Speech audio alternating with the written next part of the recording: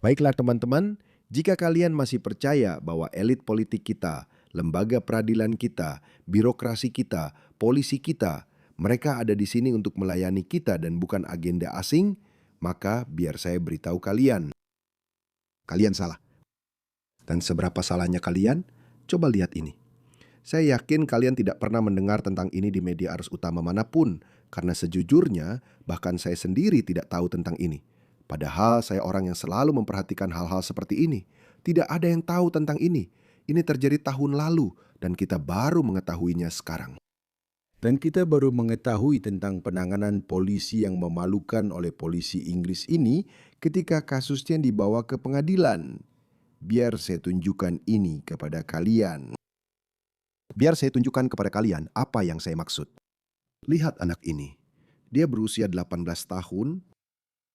Kata-kata terakhirnya seperti yang terdengar, di pengadilan, saya tidak bisa bernapas. Adalah kata-kata terakhir dari Henry Nowak saat dia diborgol oleh polisi Inggris sementara dia mengalami pendarahan hebat.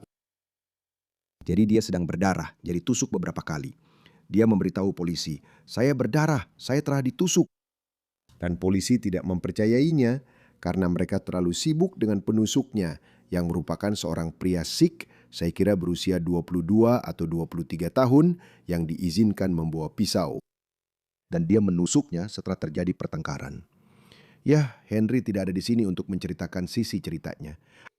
Dan bagian yang menyedihkan adalah saat dia tenggelam dalam darahnya sendiri, saat dia memohon pertolongan medis, penusuknya memberitahu polisi, tidak dia. Dia melontarkan kata-kata rasis padaku, dan tidak ada yang menusukmu bro, dia ditusuk 5 kali. Itu bisa saja menyelamatkan nyawanya jika dia jujur, setidaknya pada saat itu.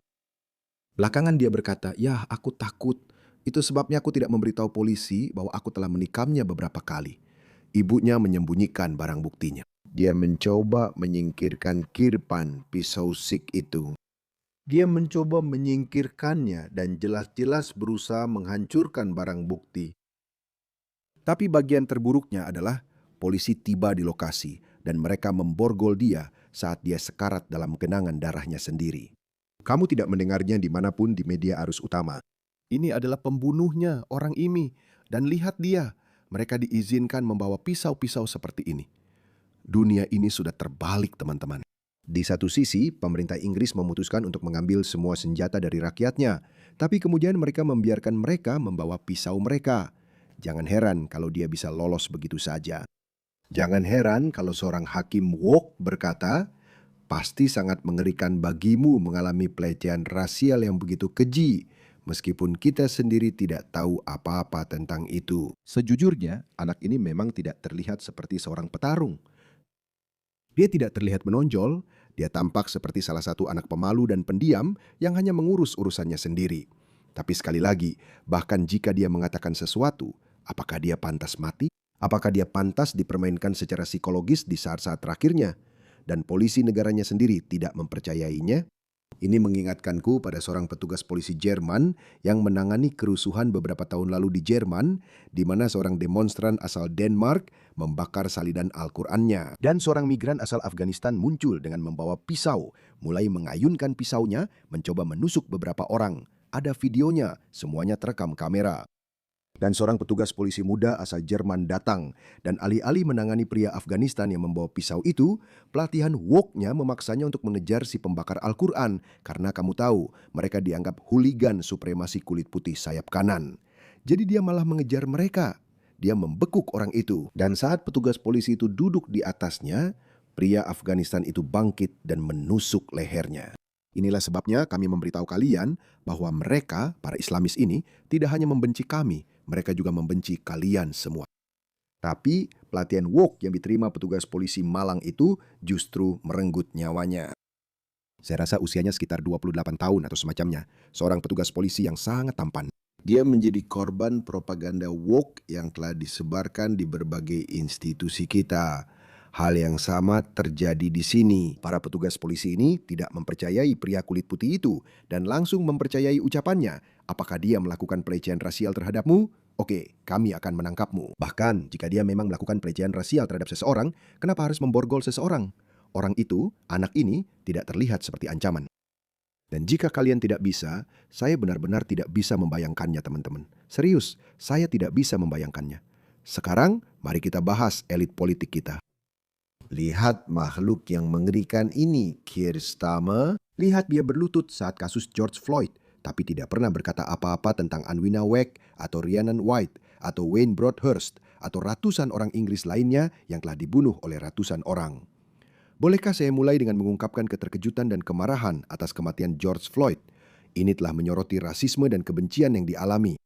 Banyak orang di AS dan di luar sana. Saya terkejut Perdana Menteri belum mengatakan apa-apa tentang hal ini sampai sekarang. Tapi saya berharap dia berbicara dengan Presiden Trump, dia akan menyampaikan pada beliau tentang kecaman keras Inggeris terhadap Tanggapannya terhadap peristiwa itu. Dan ya, gambaran itu menurut saya akan terus membekas di ingatan saya. Dan saya yakin itu juga akan membekas di ingatan banyak-banyak orang. ini adalah pencitraan moral yang sama dari orang-orang gila ini. Tidak sepatah kata pun. Seperti yang saya katakan, tidak sepatah kata pun. Jika korbannya berkulit putih, kemanusiaan mereka langsung diabaikan. Tapi beberapa orang ada yang berbicara. Robert Jenrick dari Partai Konservatif menyampaikan pidato ini yang layak untuk didengarkan. Seorang mahasiswa yang sedang keluar malam ditusuk berkali-kali dengan pisau sepanjang 21 cm. Dia tergeletak di genangan darahnya sendiri, benar-benar tenggelam dalam darahnya. Polisi datang ke tempat kejadian. Alih-alih melakukan segala yang mereka bisa untuk menyelamatkan nyawanya, mereka malah memborgol dan menangkap pemuda itu kerana ada tuduhan pelecehan rasial. Ini adalah sebuah skandal. Akankah Menteri Dalam Negeri datang ke Parlimen dan mengatakan apa yang sedang dilakukan untuk menyelidiki cara polisi menangani masalah ini? And can we have a debate on two-tier policing, which is doing so much to undermine respect for the police and for the rule of law in this country? Semoga berhasil dengan itu. Kepolisian dua standar, katanya. Kepolisian dua standar. Bagaimana dengan peradilan dua standar? Sekarang cerita ini bahkan lebih mengganggu. Seburuk cerita sebelumnya, ini bahkan lebih mengganggu. Karena itu adalah kegagalan dua petugas polisi yang datang ke tempat kejadian. Demi apapun saya tidak bisa memahaminya. Bagaimana mungkin kamu tidak menanggapi siapapun dengan serius? Dia tidak akan hanya duduk seperti ini dan berkata, "Hei, saya ditusuk teman-teman, bisakah kalian tolong lihat?" Dia tidak akan seperti ini. Dia pasti akan terengah-engah, berbaring, mungkin menangis, dan mereka tetap saja tidak memperhatikan. Ini menunjukkan bahwa itu bukan ketidakpedulian, melainkan sikap meremehkan, bukan ketidakpedulian. Tapi ini bahkan lebih buruk apa yang akan saya ceritakan kepada Anda. Anda pasti berpikir, apa yang bisa lebih buruk dari itu, Hari Sultan? Sebenarnya, bahkan yang itu pun belum seberapa. Saya akan menunjukkan sesuatu yang lebih buruk lagi. Tapi ada banyak sekali contoh seperti ini. Jadi, simak yang satu ini. Geng remaja yang memancing siswi berusia 15 tahun ke terowongan bawah jalan dan tertawa saat merekam diri mereka memperkosanya, lolos dari hukuman penjara. Saat hakim memuji mereka karena berperilaku baik selama persidangan, itu alasan yang cukup bagi orang-orang mengerikan ini untuk bebas begitu saja. Saya tidak akan membahas secara rinci tentang kejahatan yang mengerikan itu. Saya tidak akan membahas pernyataan para korban tentang dampak yang mereka alami. Saya hanya akan menunjukkan kepada Anda sikap apatis. Sebenarnya bukan apatis, tapi penghinaan. Para elit penguasa kita, elit penguasa, lembaga peradilan, polisi, semuanya, itulah yang ingin saya sampaikan di sini. Saya hanya akan menunjukkan itu kepada Anda. Namun ketiga terdakwa hari ini justru dijatuhi sanksi pembinaan remaja, bukan hukuman penjara, dalam sidang di Southampton Crown Court. Seperti yang dikatakan hakim kepada mereka, tidak satu pun dari kalian yang perlu masuk penjara. Di Inggris, kamu bisa melakukan pemerkosaan, kamu tidak perlu masuk penjara. Perlu saya katakan lebih jauh lagi? Bisakah saya? Saya tidak tahu. Ya, saya merasa ada yang kurang. Lihat hakimnya. Hakim Nicholas Rowland mengatakan kepada para pemuda itu, tidak ada dari kalian yang perlu masuk penjara hari ini. Hakim juga memuji perilaku para pemuda itu selama persidangan dengan mengatakan, saya menganggap kalian masih sangat muda dan tidak ada dari kalian yang pernah terlibat masalah besar sebelumnya. Oh ya, mereka berusia 13 dan 14 tahun. 15. Gadis itu dua gadis di dua kesempatan yang berbeda. Itu bukan hanya satu kejadian, tapi dua kejadian yang terpisah. Hakim yang lunak ini mengirimkan sinyal bahwa kejahatan mengerikan seperti ini akan lolos tanpa hukuman yang setimpal, sehingga mendorong pelaku lain. Hakim Roland mengatakan bahwa anak laki-laki pertama telah didiagnosis dengan ADHD. Saya rasa saya memiliki ADHD. Apakah saya bisa pergi dan melakukan apapun yang saya mau? Sebenarnya tahu tidak. Karena saya berkulit coklat, mungkin saya benar-benar bisa lolos, jujur saja. Ini terjadi di Australia.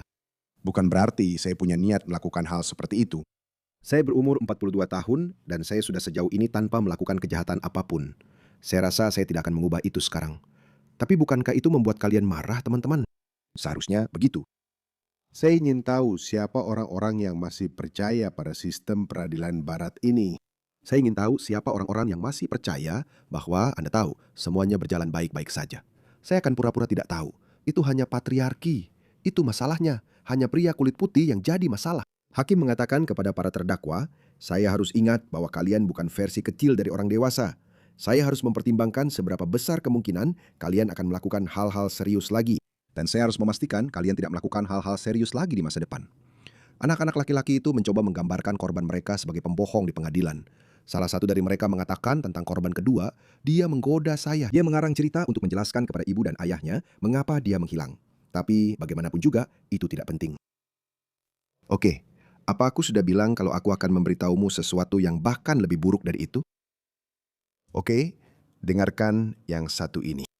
Ini terjadi di Prancis. Oke, ini adalah masalah yang sama di seluruh barat. Lihat pria ini. Lihat orang ini. Namanya Muhammad Bukaki. Maaf, bukan Bukaki. Muhammad Bakali. Dia adalah otak logistik di balik serangan Paris dan Bataclan yang mengerikan. Ingat teror Paris? Di mana 130 orang tewas, 130 orang tewas hari itu. Dan itu bukan hanya peluru ke kepala. Tidak. Itu adalah kebrutalan setingkat 7 Oktober. Mereka memotong testis para korban dan memasukkannya ke dalam mulut korban. Mereka menyayat-nyayat wanita hamil dan memperkosa mereka. Mereka mencungkil mata orang-orang. September, kebiadaban setingkat 7 Oktober. Dan ketika hal-hal seperti ini terjadi padamu, aku rasa kamu mungkin berharap kamu tahu seperti bunuh saja aku, tembak saja kepalaku, aku tidak mau apa-apa lagi. Hapus saja beberapa bagian ini kalau jadi masalah, maaf. Aku tidak mau masuk ke detail yang mengerikan, tapi tebak apa? Jadi kamu mungkin berpikir, oke Haris, itu terjadi kapan? Hampir 15 tahun yang lalu. Tahun berapa? 2015 aku rasa itu terjadi. Ya, 2015. Jadi seharusnya sekarang sudah selesai. Orang-orang ini seharusnya membusuk di penjara. Tidak, kamu bisa membunuh atau terlibat dalam aksi teroris di mana kamu bertanggung jawab atas kematian 130 orang dengan cara yang paling brutal. Dan tebak apa?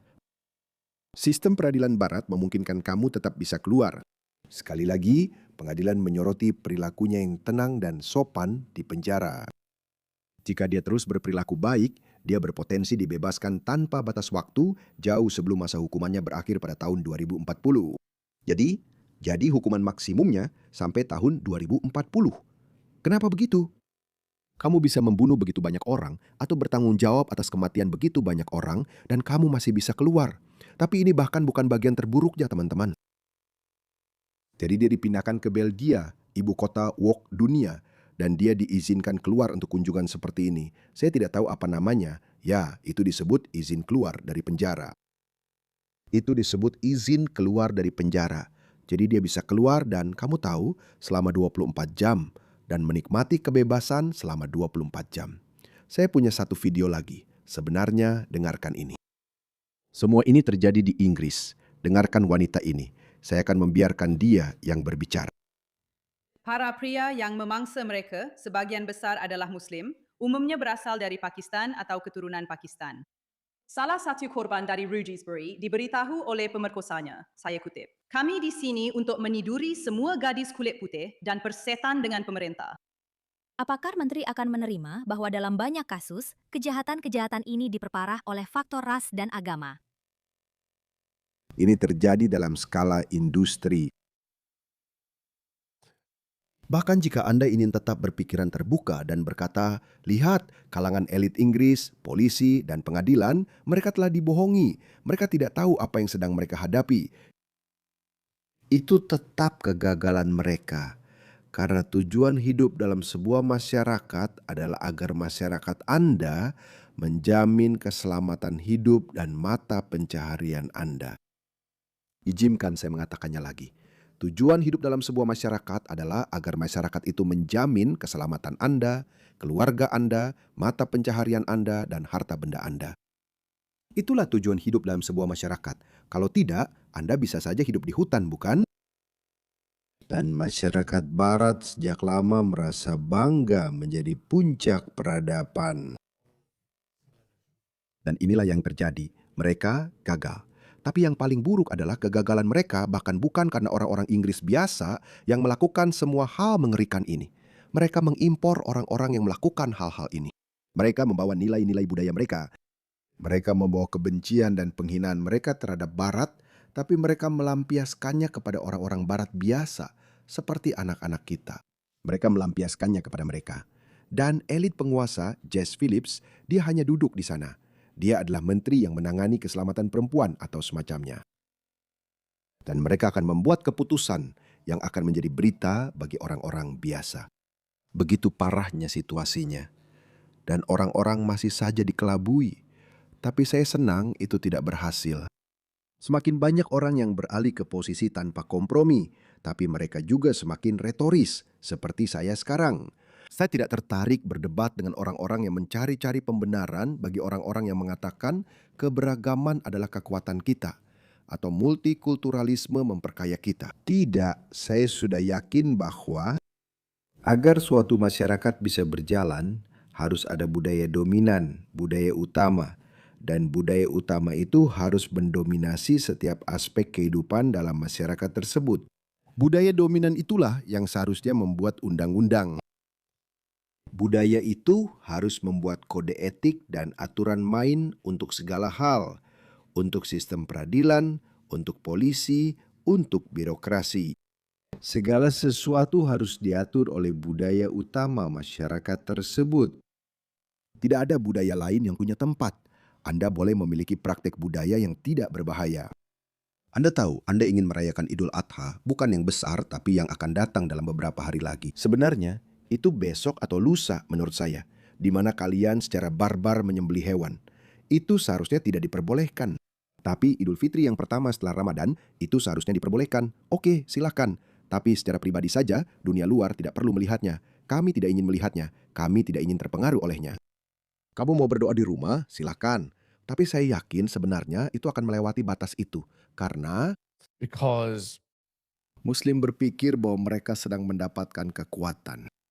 Mereka salah mengartikan kesopanan dan kebaikan orang Barat. Mereka mengira itu adalah kekuatan mereka dan kelemahan orang Barat. Tidak akan berhasil seperti itu.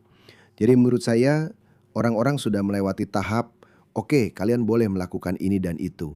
Mari kita gunakan akal sehat dalam hal ini. Tidak, orang-orang, saya melihat, orang-orang semakin condong ke narasi sayap kanan garis keras, di mana mereka berkata, ya kita tidak bisa hidup dengan mereka. Kita tidak harus hidup seperti ini. Dan mereka benar, kamu tidak bisa menyalahkan mereka. Hal seperti ini akan terus terjadi. Ini sedang terjadi. Saya terkejut. Saya akan membuat video detail tentang Jepang.